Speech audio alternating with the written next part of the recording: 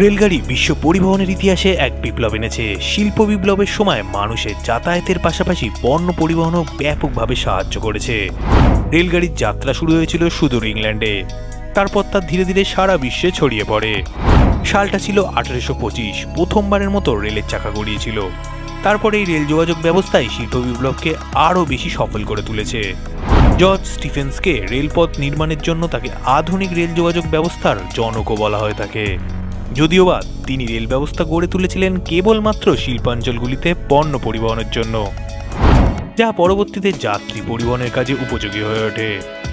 এবার আসা যাক ভারতের কথায়। 1853 সালে ব্রিটিশ পরাধীন ভারতে প্রথমবারের মতো রেলের চাকা গড়া হয়। 14টি কামরা, 3টি বাষ্পচালিত ইঞ্জিন নিয়ে বারদি বন্দর থেকে থানের উদ্দেশ্যে রওনা হয়।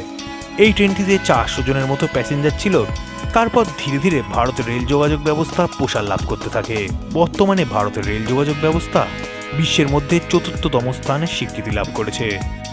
পশ্চিমবঙ্গে 1854 সালে, অর্থাৎ যে বছর ভারতে রেল চালু হয় ঠিক তার পরের বছরই হাওড়া থেকে হুগলি পর্যন্ত প্রথমবারের মতো রেলের চাকা গড়ায়, যার ফলে বাংলার মানুষ ব্যবসা বাণিজ্যের পাশাপাশি যাতায়াতেও আমূল পরিবর্তন ঘটে।